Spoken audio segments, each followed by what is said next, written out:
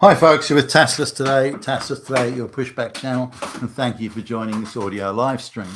Please listen to this presentation as you would a radio broadcast.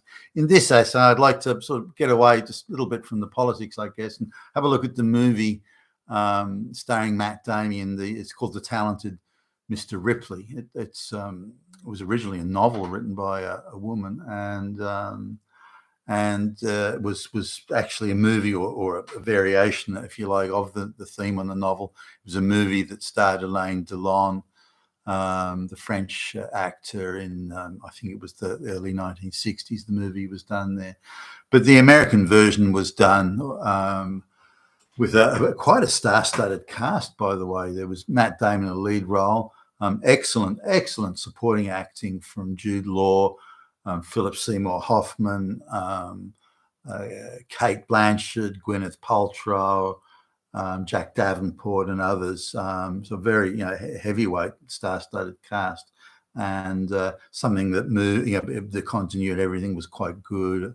I enjoyed the movie. I've seen it a few times, but there's a few things that don't really add up, and that sort of irritated me a little bit. I noticed it, and I thought it detracted a bit from the movie and from the believability of the movie.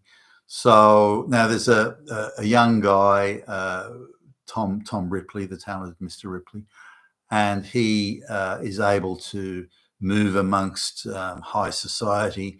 He's able to very much impress captains of industry. They think he's a polite, well-spoken young man. He's something of an expert piano player, and is able to very convincingly, play the piano in public presentations and things like that. And he's reliable and diligent. He's turning up for work on time, and it concerns him that he's at work on time. So he's a diligent, hardworking, conscientious. He comes across, again, is able to impress captains of industry with his good manners and his social etiquette and so on. Yet we're supposed to believe that he's living in the arse end of town. He's living at the bottom of the bottom in the arse end of town, right next door to an abattoir down a greasy laneway. That's the only thing he can afford, and the only job he's got is some sort of bellboy or something in a hotel. Excuse me. Let me take a little drink of water here.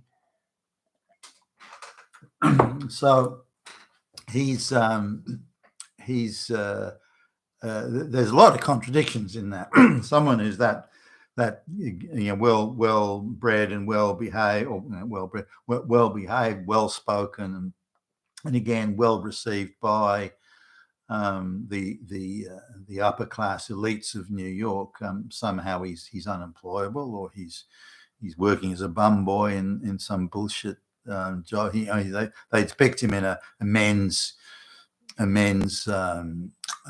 bathroom where he's brushing off suits and drying hands and being very third world in the sort of employment he's got, and just picking up tips and so on here and there.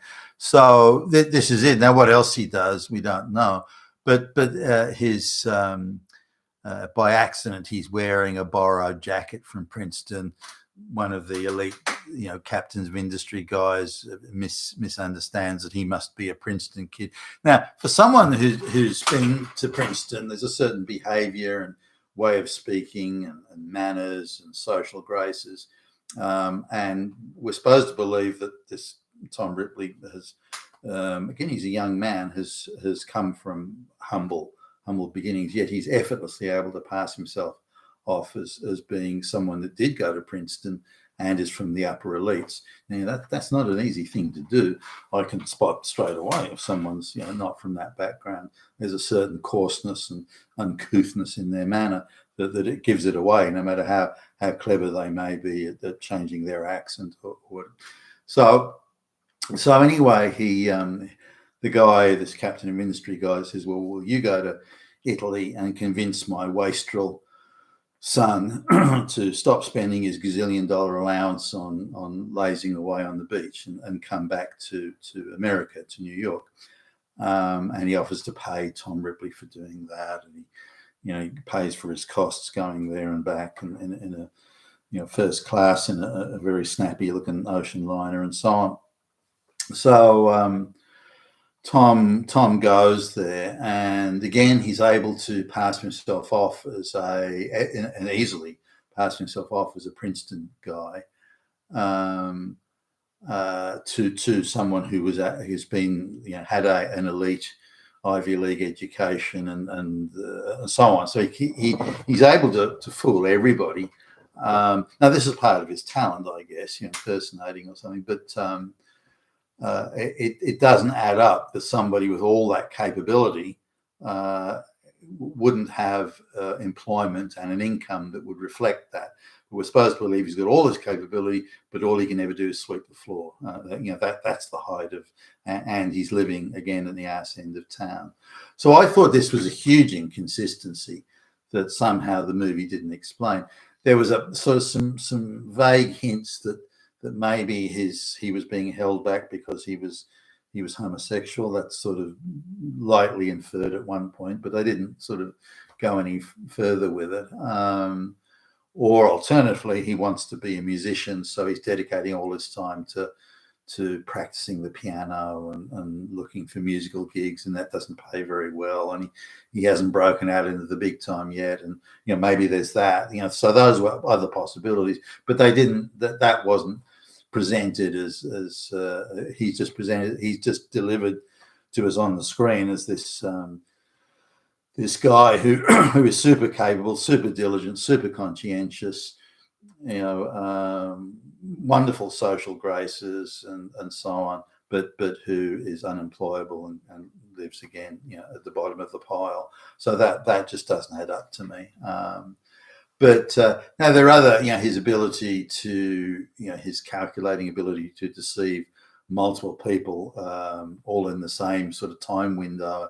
And so, I mean, that's not just talent. That is fucking brilliant. Whoever can do that. I don't recommend that sort of behavior, but if you can do that, I mean, wow is the only. I've met some people that would give Ripley a shake for that sort of level of ongoing omnipresent duplicity, but nonetheless.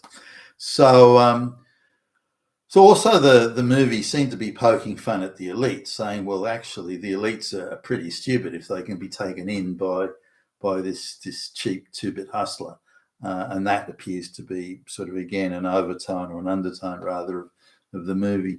But I'd be interested in seeing your opinion if you've watched the movie. If you haven't, it's worth watching. I thought it was. I've seen it a few times.